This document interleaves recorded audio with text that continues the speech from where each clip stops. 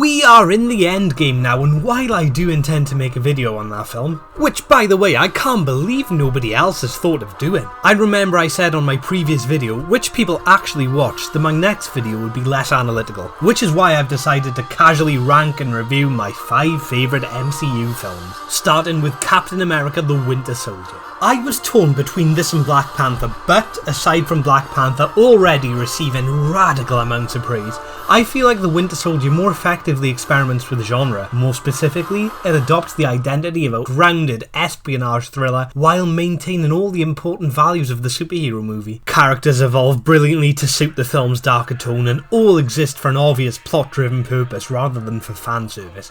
This is the only time the Falcon utilises its hidden superpower of actually having some sort of character. The typical unrelenting sarcastic humour, which admittedly works elsewhere, is wisely minimised in favour of genuine moments of investing tension, brilliantly choreographed visceral action, a captivating story, and an abundance of brilliantly acted moments of humanity. The only faint issues are the certain areas of the plot that lack lasting consequence, as well as the fact that there are some interesting plot ideas that are suggested but never materialise. Ant-Man. The same compliment regarding effective genre experimentations applies here too, but this time it's the heist film that's being showcased alongside MCU's trademark superheroics. The intriguing yet concise story of a former criminal who's asked by an elderly scientist to steal technology from a corrupt former student is communicated with witty dialogue, a fast pace, ridiculously inventive fight sequences and visual effects, unique expositional devices, and a 3-dimensional lead alongside a well-acted and colourful supporting cast make Ant-Man a seriously enjoyable MCU installment. My only slight criticisms are a forced romance and the fact that sometimes the film's humour undermines the dramatic moments it attempts to present, especially since it's one of the earlier MCU films to fully embrace comedy as a primary genre, a tradition that's continued with films like THOR RAGNAROK. Oh, that transition was great! But I do feel like I've ruined it now that I've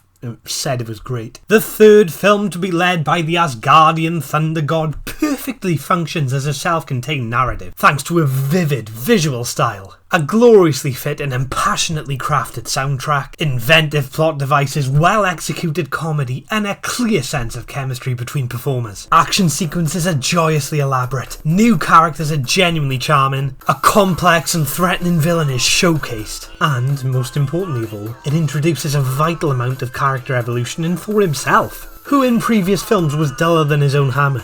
Wow, the Mjolnir was genuinely a better character than him in the first 2 Thor films. The criticism regarding Ant-Man's struggles to occasionally balance comedy with drama are present in this film too, but moments of this nature are rare and generally outweighed by the quality elsewhere. Also enjoyable is the film's decision to reflect the tone of sci-fi Saturday morning cartoons in a manner that is both affectionate and satirical. Taika Waititi's contribution to the MCU boasts a level of visual cosmic splendour that viewers were first offered in Guardians of the Galaxy, with a carefully chosen soundtrack, admirable commitment to comedy, well-defined characters who are fully sympathetic, nuanced and realistically developed, strong performances, gloriously stylized visuals, and tension when necessary. Guardians of the Galaxy is a vastly enjoyable addition to the MCU that offers a uniquely playful, imaginative tone, while remaining familiar enough to comfortably fit within the established universe. My one problem with the film is that, in spite of all the character development shown elsewhere,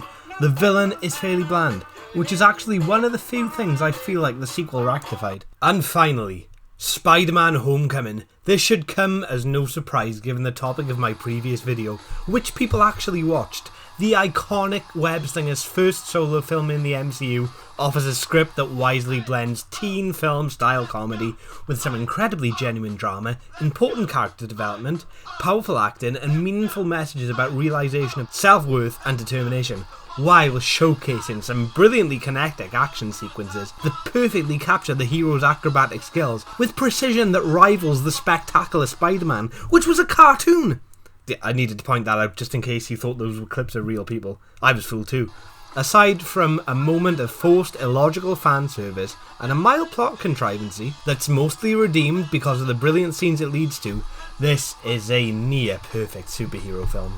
And this marks the end of my 5 favourite MCU films list. Feel free to share your own list in a comment below, and if there happens to be an MCU film that you like more than the majority of people seem to, feel free to share that too. For me it would be, well, there's actually 2, Iron Man 3 and Age of Ultron. I am in defence of both of those films. I actually prefer Age of Ultron to the 2012 Avengers movie. I'm sorry, I just do. If anyone happens to be interested in watching my previous video, which people actually watched, then it is on screen for you at this very moment. It's my contribution to the One Marvelous Scene project, originally started by the YouTuber Nando V Movies.